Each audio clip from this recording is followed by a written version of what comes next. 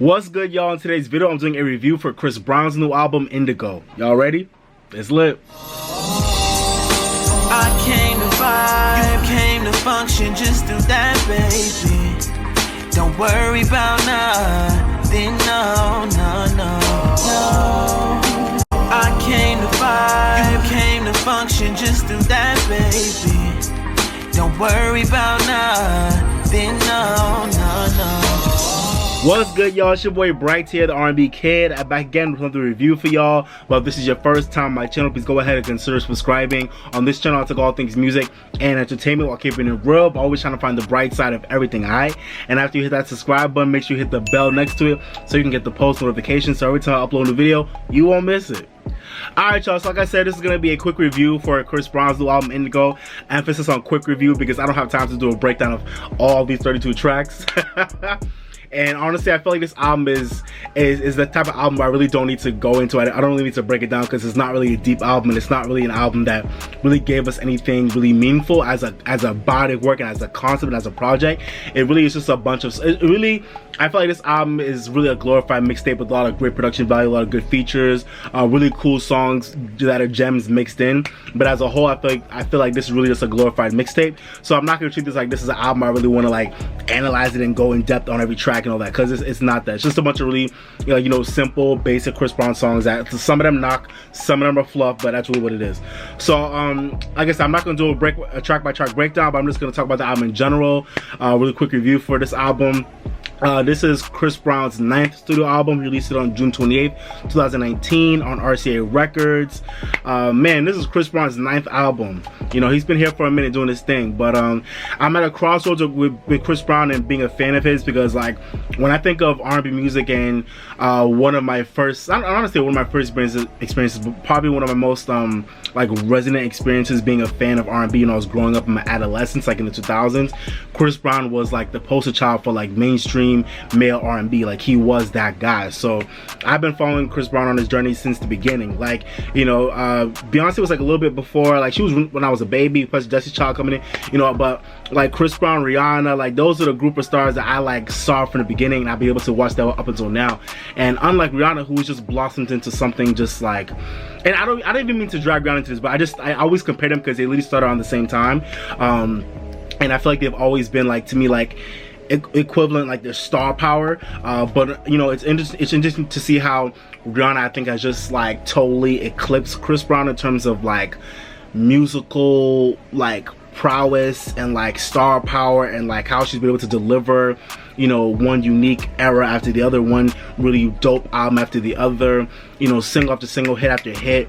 Whereas I feel like, especially going into this new decade, into the 2010s, Chris Brown really just like, I feel like he lost his way, and ever since that whole thing with him and Rihanna, like I feel like that was the turning point where I feel like his artistry really took a backseat to him just being, you know, to him just, you know, holding on to this bad boy persona and coming out with a bunch of basic songs that'll rock in clubs, that'll hold over on radio, but weren't really that meaningful. So I feel like I said, I'm at a crossroads with Chris Brown in his career, because I love the fact that he can still, you know, he's a studio rat. Like he's in the studio all day and night.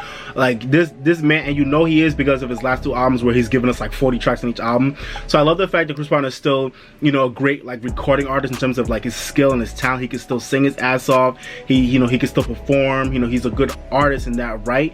But unfortunately, it's like his bad boy persona mixed with what I want to say is like his artistry and his legacy really taking a backseat to instant gratification with his music has really affected his career.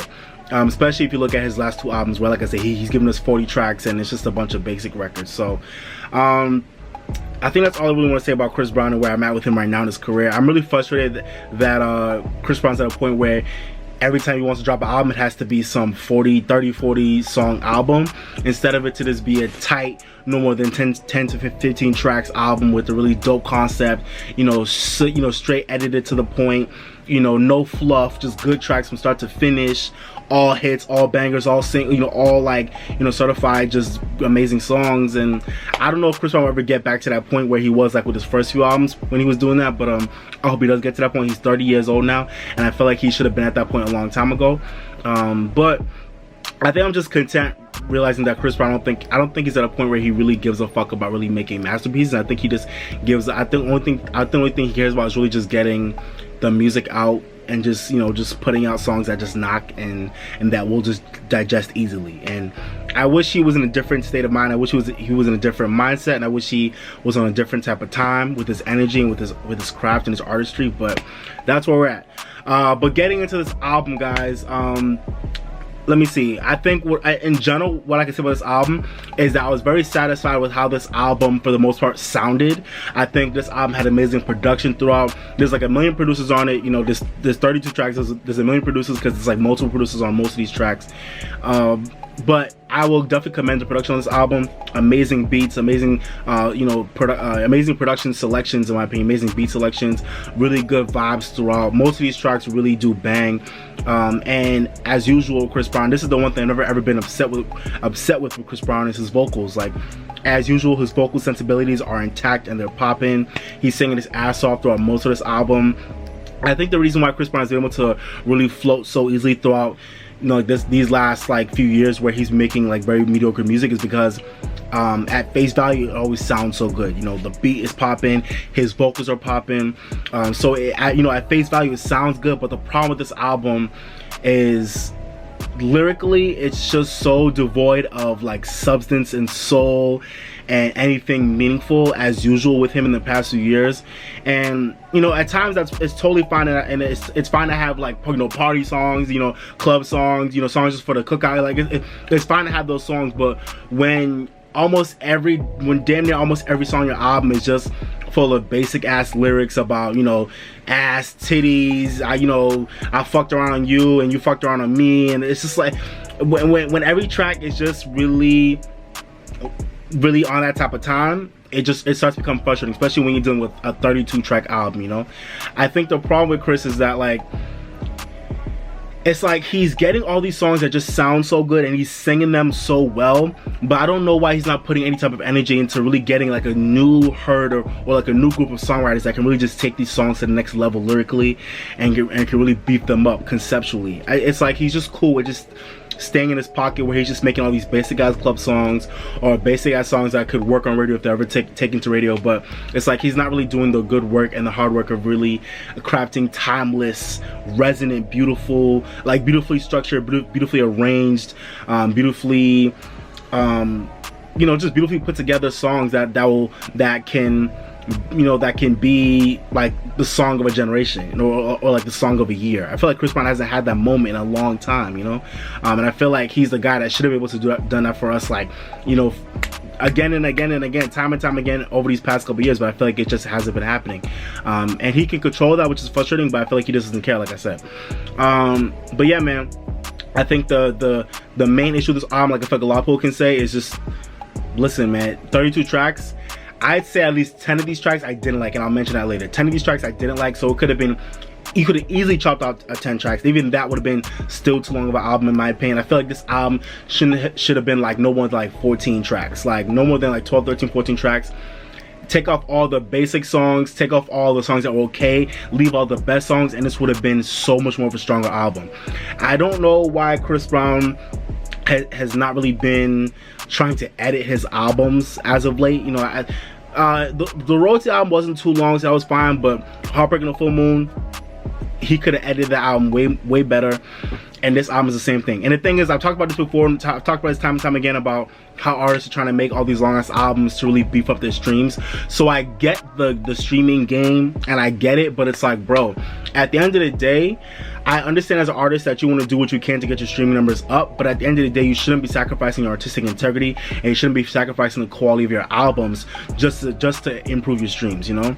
I know having a longer album means you'll have naturally more streams and it'll help your number, but there was no reason why Chris Brown should have had a 32 song album when like damn near half of them are trash or not that great, you know what I'm saying? So that's my only issue with Chris. Like, I know, but my thing is like with Chris Brown, like, like, you're an established, almost veteran artist at this point. I don't think you should be an artist that should be thirsty for streams compared to these new artists that are trying to build their identity and trying to build their legacies in this new streaming era. Like, you're an artist who's had success over, you know, time and time over and over again. So I feel like you shouldn't be thirsty to like manipulate your fans and manipulate all these streaming services into, like, you know, improving your streams by having mad tracks on your album. I just feel like you shouldn't be thirsty for that. You know, and Drake is doing the same thing too with Scorpion too. But I mean, at the end of the day, I know Drake wanted to add, but Drake actually had a concept, like it was a double album, so that's like, it's a little bit different. Scorpion was a double album, so at least there was a concept there. Even though there was some fluff in the album too, at least it had a concept. But this album is not even a double album,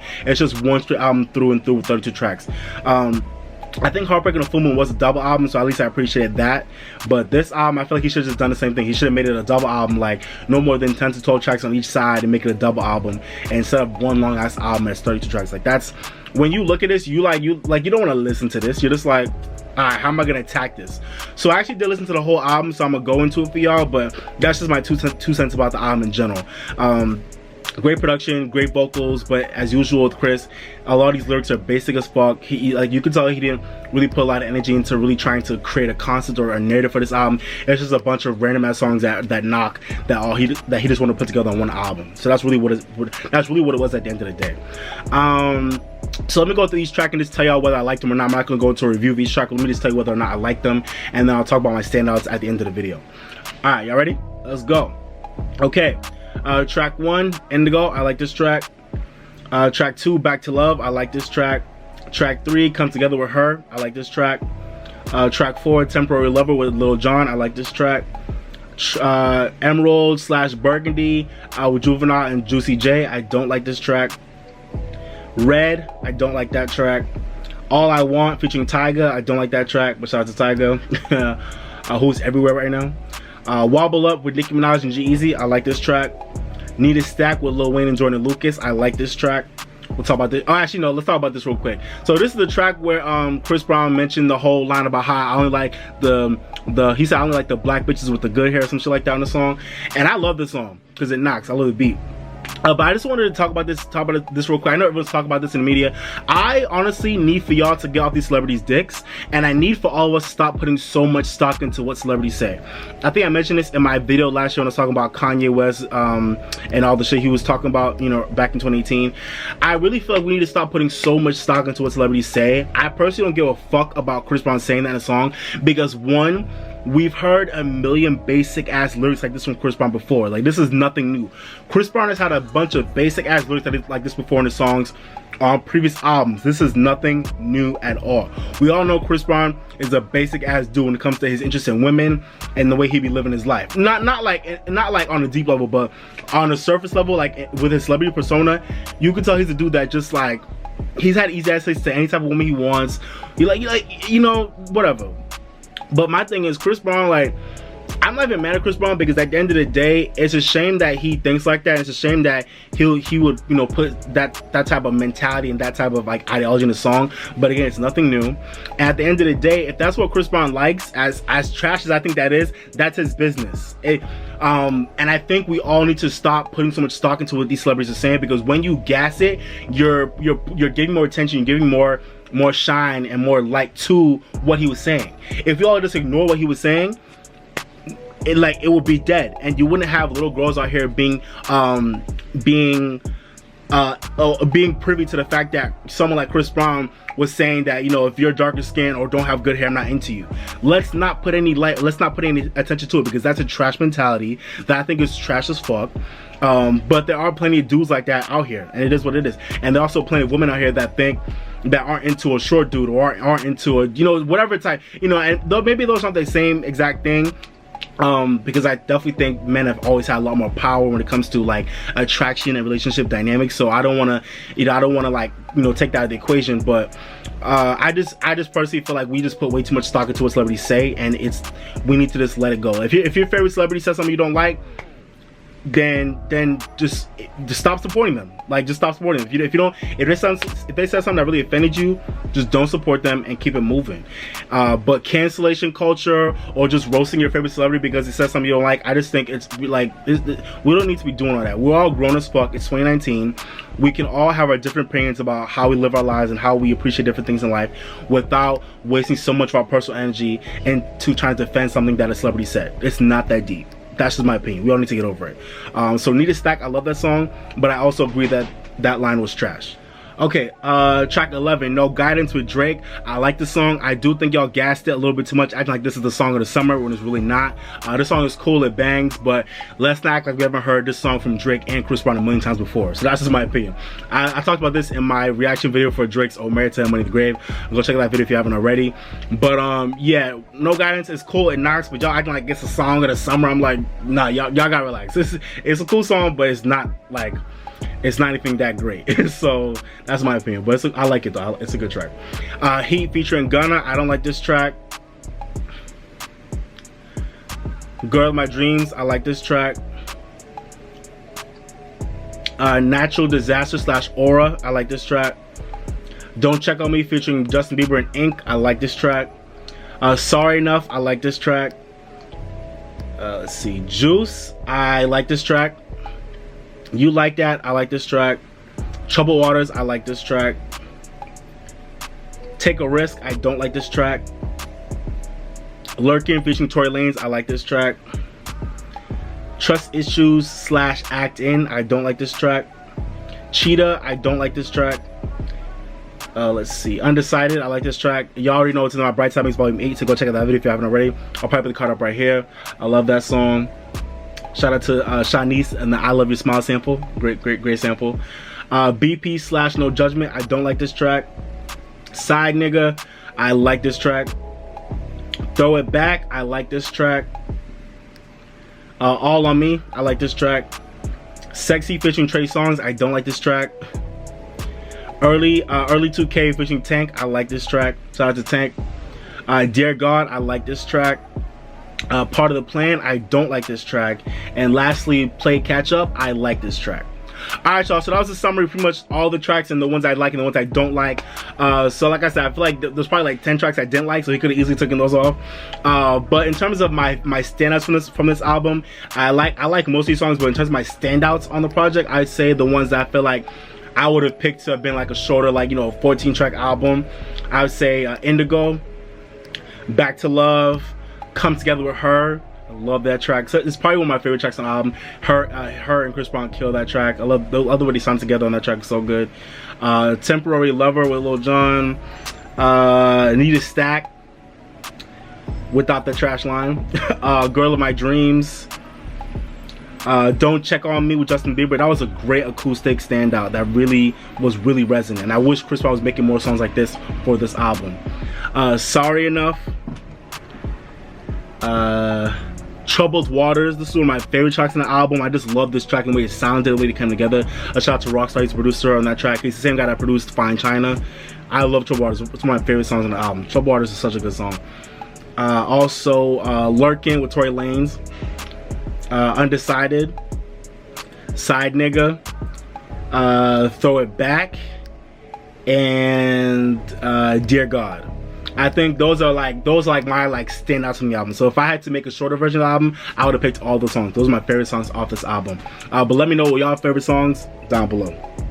Alright y'all, so that's pretty much my review of the album. Let me wrap it up for y'all. All in all, I think this album had a lot of good songs in it, but like I said, a lot of trash basic lyrics. You could tell there was a lot of energy put into picking good beats and really singing, you know, singing well on this album, because he really sung well. A lot of good features. But it was just way too long, way too bloated, and it could have used some editing, and it could have used a lot more sophisticated and more well thought out lyrics and concepts. And this album went #1 recently. It was the #1 album of the week when it dropped, which I'm very happy for Chris Brown for, because, you know, I feel like someone like him deserves #1s when he puts out music, because he works hard. But not say he deserves #1, but I'm just happy that he got the #1 because he doesn't have a lot. This is only his third #1 album in his career after Fame, Fortune, and now this album. So I think I'm happy for Chris Brown, but at the end of the day, it was a very dry week in the climate. Not a lot of albums, not a lot of big albums dropped, so it was a very dry week for albums. So I'm not surprised he went #1, but like I said, I'm still happy for him. But I think it also speaks volumes that this, like, how many, like, what, 14 years into his career and 9 albums later, he only has 3 #1 albums. I just think that's very interesting, you know. But I think it speaks volumes about how he's because I you know, it's funny, in the 2000s I wouldn't have been surprised that he wasn't getting #1s because he's still building as an artist. But into the 2010s, I would have expected that almost every album he put out would have been hitting #1, like Rihanna's has, like Beyonce's has. But he's been missing #1 a lot, and I think that speaks volumes about the quality of his projects and the way he really promotes and puts together his errors and his plan for each album, you know. I just think I think Chris Brown needs to take some time to just go away for a little bit, regroup, get some new ideas, start working with some new producers and some new songwriters. Let's like kind of like reinvigorate his team and get a game plan going for like trying to like really create and promote and really like really have part of his legacy, like a really dope like R&B masterpiece album that's just tight, no more than 10 or 15 tracks, and it just kills the game. I'm waiting for Chris Brown to do that. I feel like he has it in him, but I'm waiting for that album from him. I feel like the closest he got to that album, maybe not so much like commercially, but definitely like in terms of the songs themselves in recent memory, was the X album. When I tell you the X album is probably like my most favorite like Chris Brown album from like this decade, the X album is probably like to me his most unsung album. So many gems on that damn album, y'all. So many gems on that album. Oh god, let me just go through real quick. There was so many damn gems on X, y'all. That album has so many songs that should have just blown but didn't go anywhere. The title track X was crazy. Add Me In, produced by Danger, that's a fucking banger. That should have been a single. I'm still mad it wasn't to this day. Came to Do It, Akon was a banger as well. Stereotype, Time for Love was a classic song that should have been a single. Time for Love should have been like a nice little like pop summertime single for Chris Brown. That song could have been big. Autumn Leaves with Kendrick Lamar's a vibe. Do Better with Brandy. Let's see, Don't Be Gone Too Long with Ariana Grande. That was a cool song too. Drunk Texting with Jenna Aiko. Freak. Lost in Your Love. It's one of my favorite Chris Brown songs of all time. That song is so freaking good. Let's see, and Fine China, you already know that song is like that's one of my favorite Chris Brown songs. I feel like that song should have been way bigger when it came out. And lastly, No Lights, which I think is also one of his best songs that he ever recorded. Shout out to Demal for producing that song. No Lights is so freaking good. That song, and mind you, it was on the Japanese deluxe edition of X, so it wasn't even available in the US. But that track, No Lights, if you haven't heard it, go look it up. No Lights by Chris Brown, one of my favorite songs by him ever. He killed that joint and nobody heard it. So yeah, I of course want Chris Brown to go back to the vibes on X, because I feel like this was a great album that had a great, like, you know, I feel like this album has so many gems on it, and it was a good balance of like, it had a good balance of like your party / like basic records if you wanted that from Chris Brown, but it also had like your more romantic and more deeper records as well. And I feel like this album wasn't too long, wasn't too bloated, it was good. But yeah, I don't know, man. Like, I just wanted to kind of go back to this vibe, making albums that aren't too long and are just chock full of good songs that actually have like really like well thought out and like well arranged and well constructed lyrics. So that's just my opinion, y'all. But yeah, man, all in all, this album Indigo was cool, but like I already told y'all my critique, so let me know what y'all think. In terms of my rating for this album, guys, I don't know if I should go lower, but I think I'm cool with this. I'm gonna give this album a 3 out of 5. I felt like a 2.5 or lower would have been a little bit too harsh, because like I said, this album is produced and sung very well. It's just the Achilles heel of the album is how bloated it is and how much it needs to be edited down, and the basic ass lyrics. But for that, I feel like it's a middle of the road album, so I'm gonna give it a 3 out of 5. But let me know what y'all think about that rating and what y'all would give it down below. Alright, y'all, so that was my review for Chris Brown's new album Indigo. Hope you enjoyed my review of the album. Hope you enjoyed my thoughts on it. I already gave you my thoughts about each track and about my general thoughts about the album, but now let me know what y'all thought about it. Let me know if y'all thought Indigo was amazing, if you thought it was trash all through and through, or if you thought it was alright. Let me know what your favorite tracks. Just give me some of your favorite joints off this album. I hope you know some of my favorite joints and some of yours too. Let me know the joints that you thought were trash. Just put all your thoughts down below. Alright, appreciate y'all. If you haven't already, don't forget to like, comment, share, and subscribe as well, okay? Appreciate y'all. Alright, y'all, I'm about to be out, but like I always say, guys, live your best life, drink more water, stay woke, and if you're mad or sad, go listen to your favorite song, make it feel better, okay? Go listen to your favorite song. Alright, y'all, but this has been your boy Bright, the R&B Kid. Thank you for watching, but for now, I'm signing off, baby. Bye, y'all.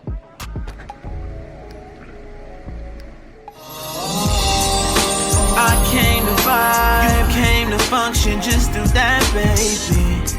Don't worry about nothing, no, no, no, no. I came to vibe, you came to function, just do that, baby. Don't worry about nothing, no, no, no. Relax just a little bit. You don't gotta worry, you can just have fun.